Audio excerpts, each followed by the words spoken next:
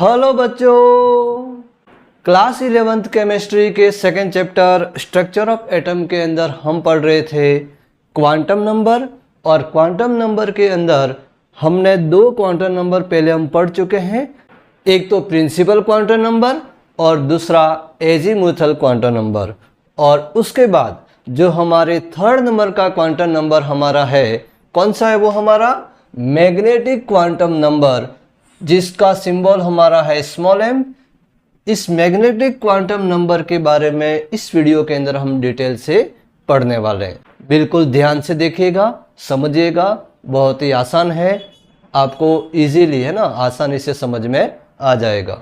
तो शुरू करने से पहले इसका स्क्रीनशॉट ले लें।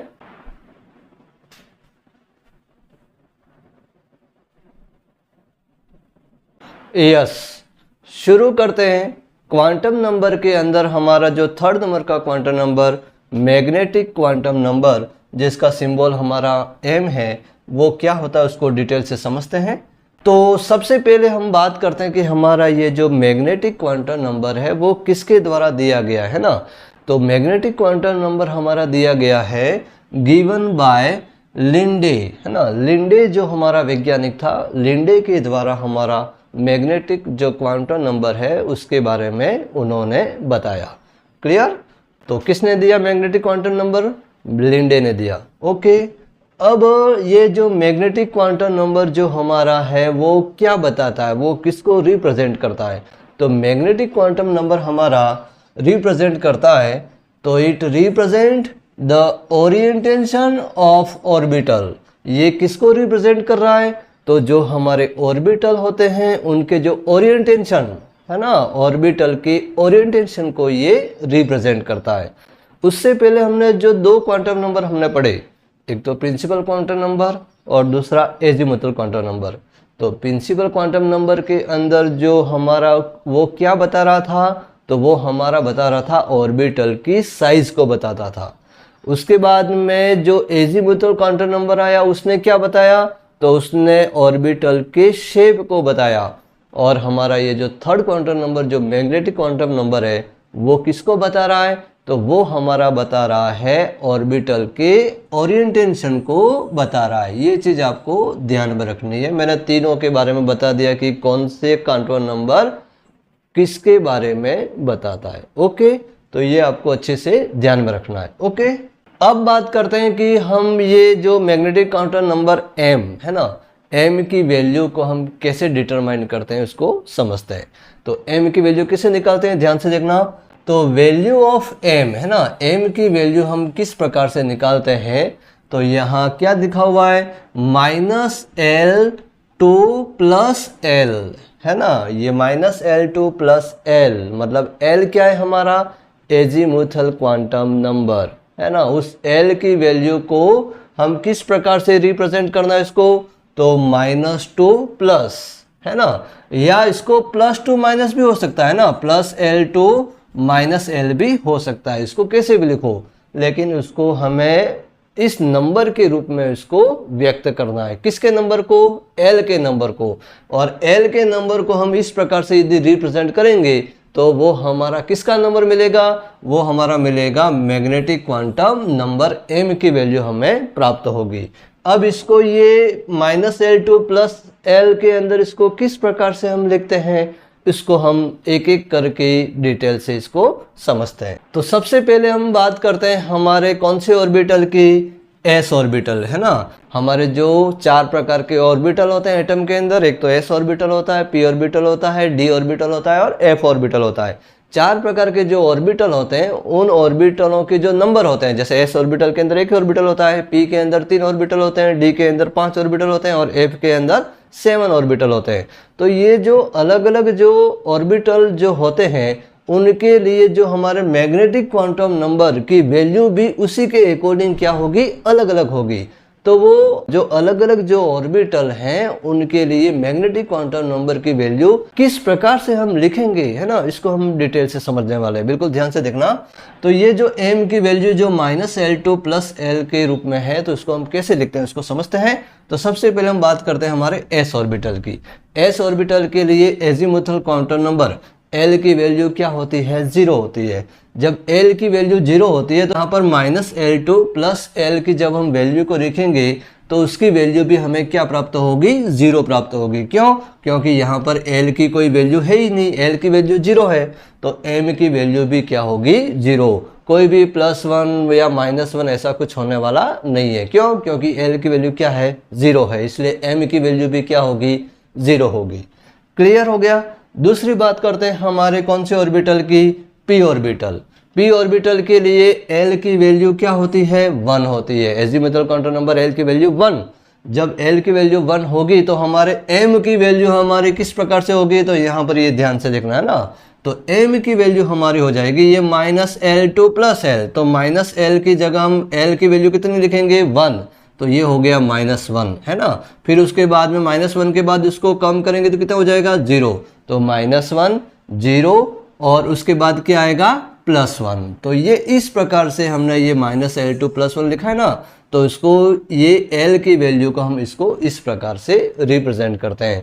तो ये जो 3 वैल्यू प्राप्त हुई -1 0 और +1, ये वैल्यू किसकी है, हमारे M की वैल्यू है ना, मैग्नेटिक क्वांटम नंबर की ये वैल्यू। किसके लिए, तो p ऑर्बिटल के लिए। p ऑर्बिटल कौन कौन से, जैसे यहाँ देखिए ध्यान से, ये हमारा ये यहाँ p ऑर्बिटल है ना। p ऑर्बिटल हमारे कितने हैं, 1 2 और 3। तो तीनों ऑर्बिटलों के लिए L की वैल्यू तो क्या होगी, L की वैल्यू क्या है, 1। क्लियर। फिर उसके बाद मैग्नेटिक क्वांटम नंबर हमारे कितने हैं, 3, -1 0 और +1। तो वो हम इसको कैसे लिखेंगे, तो ध्यान से देखना है ना। ये हमारे P के 3 ऑर्बिटल, तीनों के नाम हमें पता है, px, py और pz। लेकिन यहाँ पर जो एक चीज़ और ध्यान में रखनी है आपको कि यहाँ पर जो pz होता है उसके लिए जो हमारे मैग्नेटिक क्वांटम नंबर की वैल्यू क्या होती है, 0 होती है। ये चीज़ आप 100% अपने दिमाग में फिट रखें, है ना। तो ये यहाँ पर जो 3 ऑर्बिटल हैं तो तीनों के लिए 3 वैल्यू हमारी यहाँ पर भी हैं, और ये 3 ऑर्बिटल हैं तो तीनों के अंदर एक एक वैल्यू हो जाएगी। तो एक के अंदर हम लिख देंगे -1, दूसरे में हम लिख देंगे 0 और तीसरे में हम लिख देंगे +1। तो ये p ऑर्बिटल हमारे 3 होते हैं, है ना। तो तीनों के लिए मैग्नेटिक क्वांटम नंबर m की वैल्यू हमारी हो जाएगी -1 0 और +1। तीनों के लिए अलग अलग m की वैल्यू हमें प्राप्त होगी। और उसमें भी जो मैंने अभी बताया आपको कि ये जो 0 वैल्यू होगी वो किसकी होगी, 0 वैल्यू हमारी होगी pz वाले की, है ना। इसको आपको ध्यान में रखना है। px और py की वैल्यू अलग अलग हो सकती है, उसमें कोई प्रॉब्लम नहीं है। लेकिन जब 0 लिखेंगे तो वो हमारे कौन से ऑर्बिटल की होगी, pz ऑर्बिटल की, ये आपको याद रखना है। और इसी के साथ यहाँ पर s ऑर्बिटल भी लिखा है मैंने ऊपर, है ना। तो s ऑर्बिटल के लिए l की वैल्यू क्या होती है, 0। s ऑर्बिटल कितने होते हैं, 1, तो मैंने यहाँ एक ही बॉक्स बताया, है ना। ये जो बॉक्स है वो क्या बता रहे हैं, वो बता रहे हैं हमारे ऑर्बिटल के नंबर, है ना। जैसे ये s ऑर्बिटल एक ही होता है तो एक बॉक्स बनाया, p ऑर्बिटल कितने होते हैं, 3, तो 3 बॉक्स बनाए, d ऑर्बिटल कितने होते हैं, 5, तो ये 5 बॉक्स है, f ऑर्बिटल कितने होते हैं हमारे, 7, तो ये 7 बॉक्स है। मतलब ये क्या है, ऑर्बिटल के नंबर है, मतलब इतने ऑर्बिटल होते हैं। तो s के अंदर एक ही ऑर्बिटल होता है तो वो एक ही बॉक्स बनाया, उसके लिए l की वैल्यू क्या हो जाएगी, 0। तो m की वैल्यू भी क्या होती है, m की वैल्यू भी क्या होती है, 0 होती है। क्लियर। तो ये हमारा हो गया, एक तो s ऑर्बिटल का क्लियर हो गया और दूसरा हमारा क्लियर हो गया p ऑर्बिटल का। उसके बाद हम आगे बढ़ते हैं, हमारे कौन से ऑर्बिटल में जा रहे हैं हम, d ऑर्बिटल में। तो d ऑर्बिटल के अंदर हम जाएंगे तो d ऑर्बिटल के लिए l की वैल्यू क्या होती है, 2 होती है। जब l की वैल्यू 2 होती है तो यहाँ पर इस फॉर्मूले के अकॉर्डिंग हम क्या लिखेंगे, तो यहाँ पर हो जाएगा ये 2, है ना। तो हमें स्टार्टिंग कहाँ से करनी है, 2 से, तो ये हो जाएगा -2। फिर उसके बाद और कम करेंगे तो क्या हो जाएगा, -1, -1 के बाद क्या आएगा, 0, 0 के बाद क्या आएगा, +1, और फिर उसके बाद लास्ट में यहाँ पर 2 है तो हमें कहाँ तक लिखना है, इसको +2 तक लिखना है। तो ये m की कितनी वैल्यू प्राप्त हुई हमें, तो m की यहाँ पर 1 2 3 4 और 5 वैल्यू हमें d ऑर्बिटल के लिए प्राप्त होती है। और हमारे d ऑर्बिटल भी कितने होते हैं, d ऑर्बिटल भी हमारे कितने होते हैं, 5 पे होते हैं। तो जो 5 जो d ऑर्बिटल हैं उनके पांचों के लिए हमारे m की वैल्यू हमारी ये जो है उसको हम वहां पर रिप्रेजेंट करेंगे। कैसे रिप्रेजेंट करेंगे, तो अब यहाँ पर ध्यान से देखना है ना। ये जो m की जो 5 जो वैल्यू हमें मिली है उसको हम किस प्रकार से लिखते हैं। ओके, तो d ऑर्बिटल जिसके हमारे l की वैल्यू हमारी 2 होती है, उसके लिए हमारे ये 5 d ऑर्बिटल होते हैं और उनके अंदर हमें किस प्रकार से m की वैल्यू लिखनी है, तो ये -2, -1, 0, +1 और +2, ये जो पांचों वैल्यू हमने 5 d ऑर्बिटल के लिए हमने रख दी। और इसमें भी अपने को एक चीज़ और ध्यान में रखनी है, जैसे मैंने यहाँ पर p वाले के अंदर बताया था कि pz की वैल्यू क्या होती है 0, उसी प्रकार यहाँ पर d ऑर्बिटल के लिए भी जो dz² जो ऑर्बिटल होता है dz² के लिए हमारे मैग्नेटिक क्वांटम नंबर m की वैल्यू क्या होगी 0 होगी। ये आपको याद रखना है ना। जो हमारे 5d ऑर्बिटल होते हैं उनके नेम आपको ध्यान में है ना, कौन कौन से होते हैं, तो dxy, dyz, dzx, dx² - y² और dz²। तो इसमें जो dz² होता है उसकी वैल्यू हमारी क्या होती है 0। बाकी ये जो वैल्यू है वो आगे पीछे हो सकती है, किसी ऑर्बिटल के लिए फिक्स यही वैल्यू होती है ऐसा कोई फिक्स नहीं है, इस चीज के बारे में आपको ध्यान रखना है। ओके, लेकिन ये dz² के लिए वैल्यू 0 होती है, वो फिक्स है, वो आपको ध्यान में रखनी है। ओके, तो ये कौन सी ऑर्बिटल की बात होगी हमारे d ऑर्बिटल। अब उसके बाद हम कौन सी ऑर्बिटल के अंदर जाएंगे, f ऑर्बिटल के अंदर।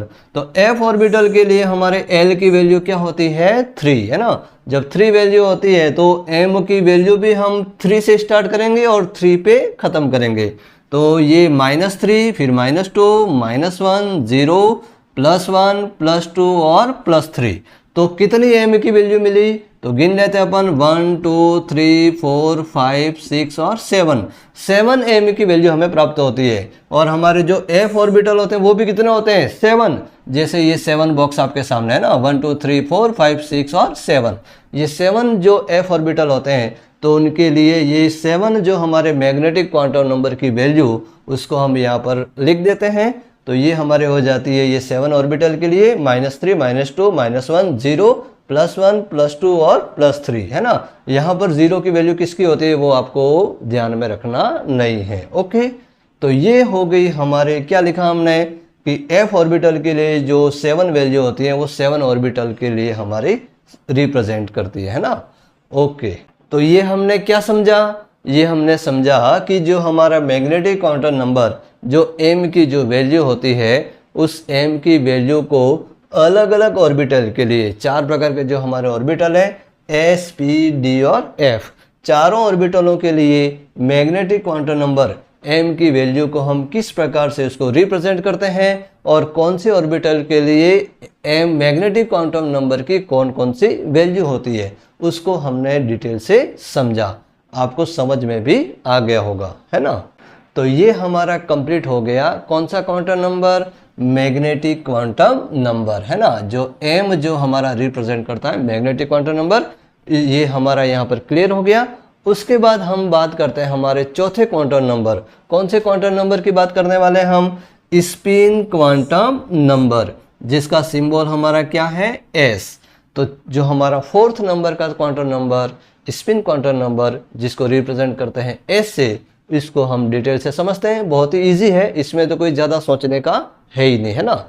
तो ये जो स्पिन क्वांटम नंबर जो हमारा है वो स्पिन क्वांटम नंबर सबसे पहले किसने दिया था उसके बारे में बात करते हैं। तो स्पिन क्वांटम नंबर हमारा दिया था किसने, तो ये गिवन बाय गॉडस्मिथ एंड उनहेलबेक, है ना। गॉडस्मिथ और उनहेलबेक जो 2 साइंटिस्ट थे, उन दोनों के द्वारा ये हमारा स्पिन क्वांटम नंबर s के बारे में चर्चा की गई थी, उन्होंने इसके बारे में डिटेल से बताया था।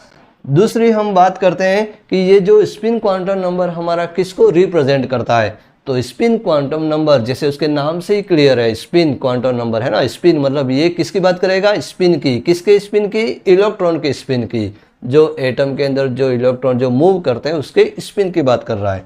ओके, तो it represent the direction of electron, है ना, डायरेक्शन ऑफ इलेक्ट्रॉन स्पिन, है ना। ये इलेक्ट्रॉन के स्पिन की बात कर रहा है ना, इलेक्ट्रॉन के स्पिन के डायरेक्शन की बात कर रहा है ना, कि इलेक्ट्रॉन जो मूव कर रहा है उसके डायरेक्शन की, है ना। मतलब वो जो इलेक्ट्रॉन होता है जो न्यूक्लियस के चारों ओर जो मूव कर रहा है उसका डायरेक्शन है ना, और वो डायरेक्शन भी कहाँ पर, तो अराउंड इट्स ओवन एक्सिस, मतलब वो सेम के एक्सिस है ना, ओवन एक्सिस मतलब सेम के एक्सिस के ऊपर वो इलेक्ट्रॉन कौन से डायरेक्शन के अंदर मूव कर रहा है ना। मतलब ये क्वांटम नंबर हमारा क्या बता रहा है, इलेक्ट्रॉन के उसके सेम के एक्सिस पर वो कौन से डायरेक्शन में स्पिन करता है उसके बारे में ये हमारा क्वांटम नंबर रिप्रेजेंट करता है। ओके, तो अब ये जो डायरेक्शन भी होते हैं वो कितने प्रकार के होते हैं, तो वो 2 प्रकार के होते हैं। कौन कौन से, ध्यान से देखना। तो एक तो होता है 4 क्लॉकवाइज स्पिन, मतलब इलेक्ट्रॉन है वो क्लॉकवाइज है ना, जो हमारी जो वॉच होती है, जो क्लॉक होती है उसके अकॉर्डिंग या उस डायरेक्शन के अंदर इलेक्ट्रॉन मूव करता है।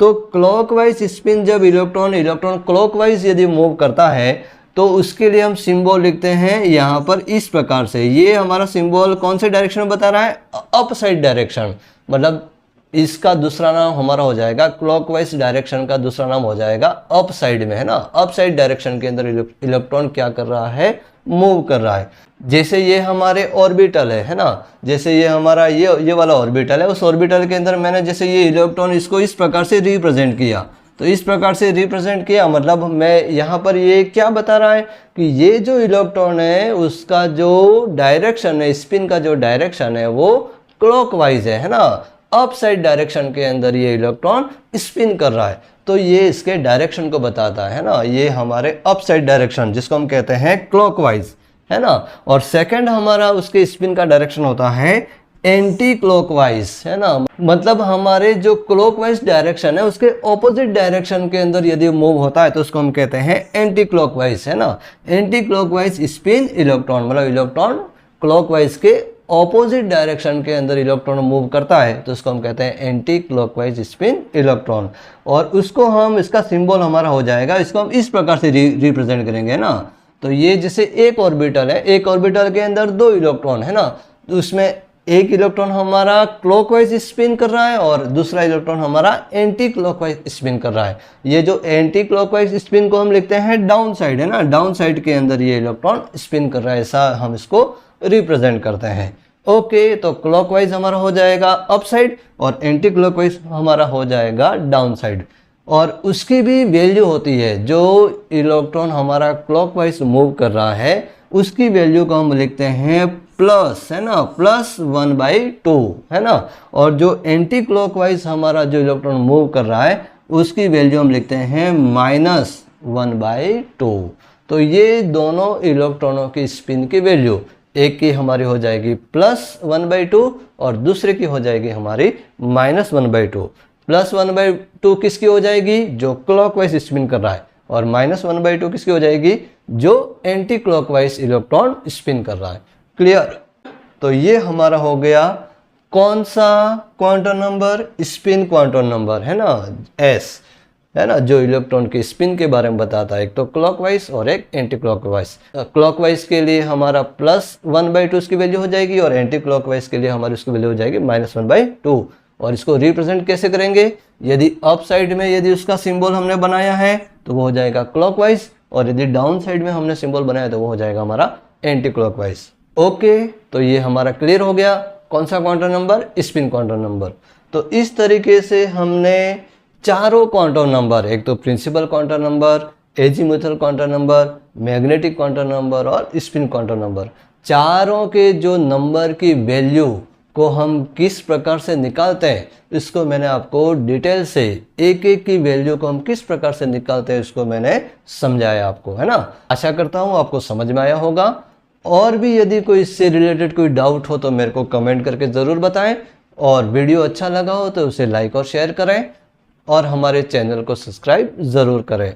मिलते हैं नेक्स्ट वीडियो के अंदर। नेक्स्ट वीडियो के अंदर हम क्या पढ़ने वाले हैं कि ये जो चारों क्वांटम नंबर है ना, जो 4 क्वांटम नंबर जो हमने पढ़े, उन चारों की वैल्यू के आधार पर जो न्यूमेरिकल्स है ना, इनकी वैल्यू हमें दी है, और उससे हम कौन से ऑर्बिट है, कौन से ऑर्बिटल है।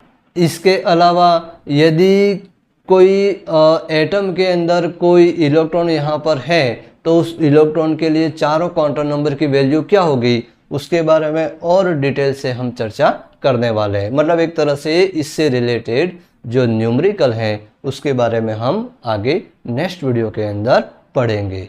तब तक के लिए जय हिंद, वंदे मातरम।